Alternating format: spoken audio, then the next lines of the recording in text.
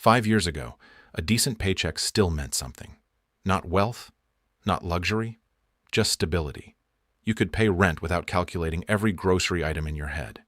You could fill a shopping cart without feeling a small wave of anxiety at the checkout screen. A weekend dinner didn't feel like a financial decision. A normal life still felt reachable. But somewhere along the way, something shifted. Now even people with good jobs feel trapped.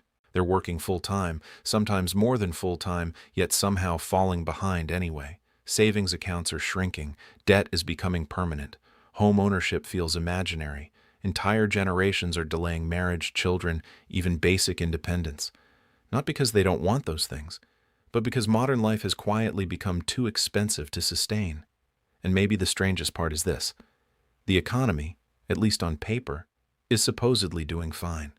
Stock markets recover, corporations report record profits, GDP grows, unemployment numbers remain relatively stable. So why does everyday life feel financially suffocating? Why do so many people feel like they're sprinting just to remain in the same place? Because the problem isn't just inflation, it's not just housing, it's not even just wages. The real problem is that modern life itself has been redesigned around extraction. Quietly, gradually, systematically. And most people didn't even notice it happening. For decades, the modern economic promise was simple: work hard, build stability, improve your quality of life over time. That promise became the psychological foundation of entire societies. People tolerated stressful jobs because there was supposed to be a reward at the end of it: a house, security, freedom, upward mobility. But today, that relationship feels broken. In country after country, wages have struggled to keep pace with the actual cost of living. Housing prices exploded faster than incomes. Education became dramatically more expensive. Healthcare costs climbed. Transportation costs climbed. Food prices climbed. Insurance climbed. Rent climbed. And unlike older generations, younger people entered adulthood already financially damaged. Student debt, high rent, expensive cities, unstable employment, a hyper-competitive labor market, and increasingly, an economy built around subscriptions instead of ownership. That last part matters more than people realize, because modern capitalism no longer just wants your purchases, it wants permanent access to your income, monthly subscriptions for entertainment, software, storage, music, food delivery, fitness, cloud services, productivity tools, transportation, even basic features inside products people already own. Ownership is quietly disappearing, and psychologically that changes people. When everything becomes temporary, stability starts disappearing too. You stop feeling like you're building a life. You start feeling like you're renting access to one. At the same time, something else changed. The internet dramatically increased visibility into how other people live. For most of human history, comparison was local. You compared yourself to neighbors, co-workers, people in your city. Now comparison is global. Every scroll exposes people to luxury apartments, expensive vacations, designer lifestyles, financial success, aesthetic perfection, optimized routines, millionaire entrepreneurs in their 20s. Even if people logically understand social media is curated, emotionally, the effect still lands. And that creates a strange contradiction inside modern society.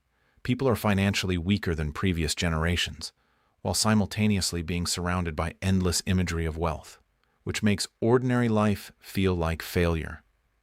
This is one of the hidden psychological engines behind modern financial anxiety, not just scarcity, visible inequality. And visible inequality changes behavior. People spend more to maintain appearances. They finance lifestyles they cannot sustainably afford. Buy now, pay later systems explode in popularity. Credit card debt rises. Entire industries emerge around selling status, convenience, and identity, not because people are irrational, because modern economies increasingly depend on consumption continuing at all costs. And consumption becomes much easier when people feel emotionally incomplete. That's why so much of modern advertising no longer sells products. It sells transformation, confidence, status, escape, belonging. Because once economies become dependent on endless growth, human dissatisfaction becomes profitable. And this creates another contradiction. The economy needs people to constantly spend money, while the same economy makes people increasingly financially insecure, which is why so many people now feel trapped in a cycle they can't escape. Work more, spend more, stress more, repeat. And technology accelerated all of this. Companies today understand human attention with terrifying precision. Algorithms track behavior, platforms optimize engagement, consumer habits become measurable data streams. Businesses know when people are vulnerable, impulsive, lonely, distracted, tired, insecure. Modern consumer systems are not random anymore. They are engineered to reduce friction between emotion and spending. One-click ordering, instant delivery, endless recommendations, personalized advertising, subscription auto-renewals hidden behind complicated cancellation systems. Entire business models now revolve around removing the psychological pause between desire and purchase. And over time, this changes financial behavior at a societal scale. People no longer experience spending as a deliberate event. It becomes ambient, constant, invisible. A few dollars here, a subscription there, delivery fees, convenience charges, microtransactions, platform commissions. And individually, none of these feel catastrophic. But collectively, they reshape the cost of existing, especially because wages didn't evolve at the same speed as modern extraction systems did. That's the part many people struggle to articulate. Life didn't become expensive through one giant collapse. It became expensive through thousands of smaller pressures accumulating simultaneously. Housing absorbed more income. Healthcare absorbed more income. Education absorbed more income. Childcare absorbed more income. Transportation absorbed more income. And corporations became exceptionally skilled at identifying exactly how much consumers could tolerate before pushing back. This is where inflation becomes psychologically strange. People don't just notice higher prices, they notice shrinking value. Products become worse, portions shrink, customer support disappears, durability declines, cheap materials replace quality ones, software breaks more often, airlines charge for basic functionality that used to be included.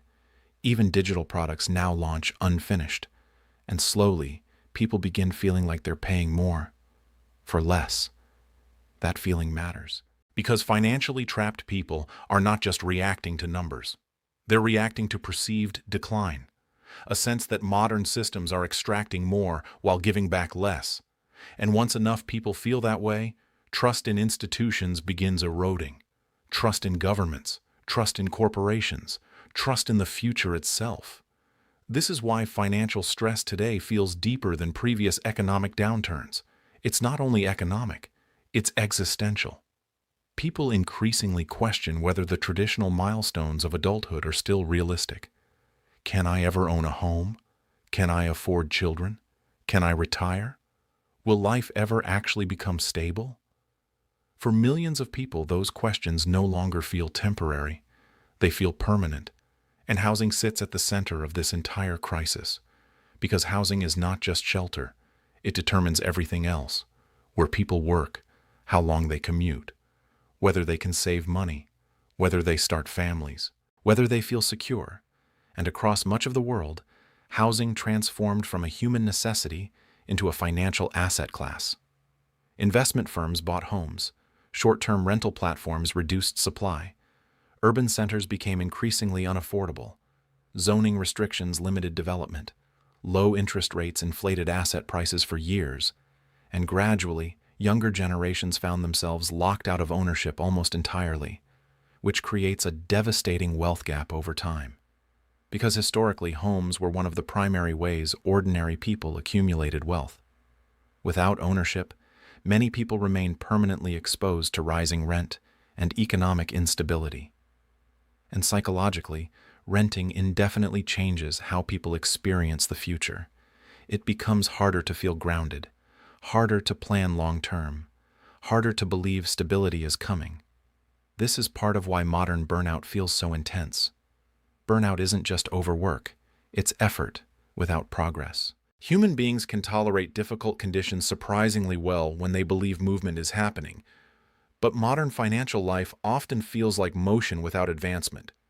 People are exhausted because they're constantly maintaining survival, not building momentum, and the economy quietly adapted around that exhaustion.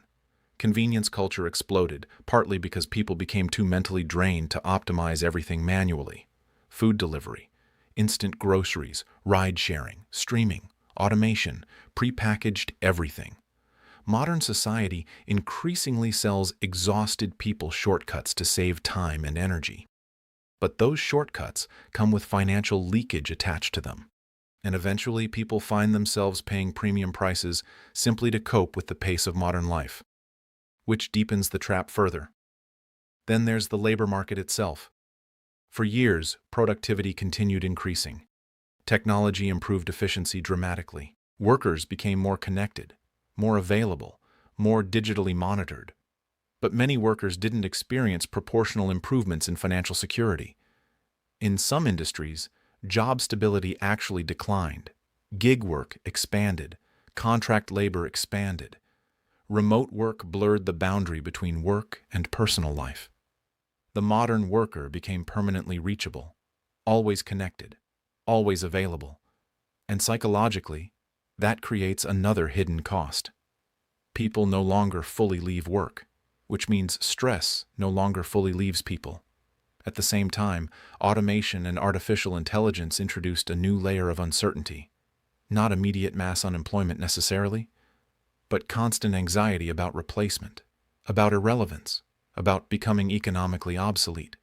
And economies built on insecurity tend to produce populations that feel financially defensive all the time.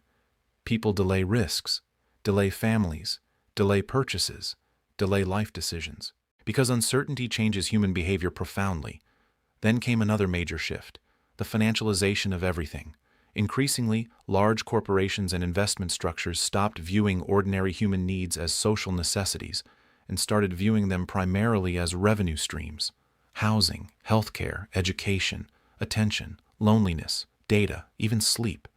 Entire industries now monetize problems that modern systems helped create in the first place.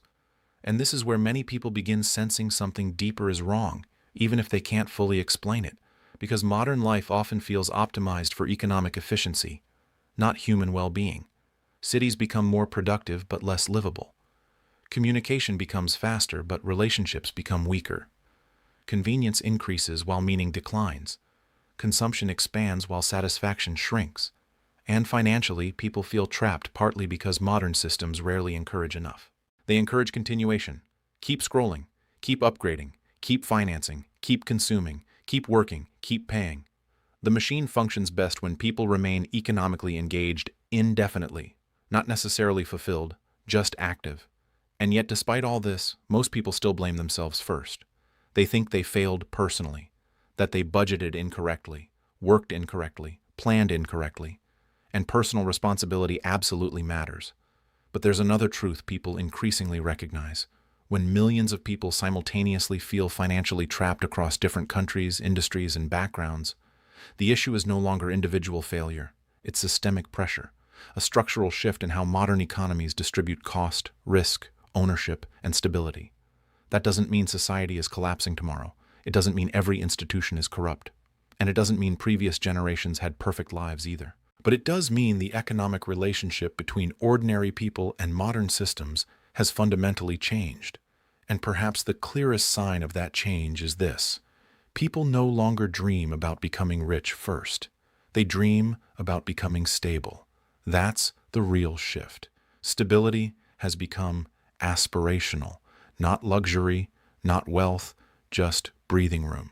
A life where checking your bank account doesn't trigger anxiety. A life where one emergency doesn't destroy years of progress.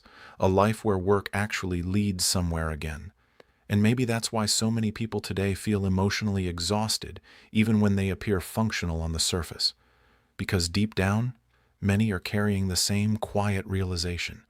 Modern life was supposed to become more efficient, more advanced, more prosperous.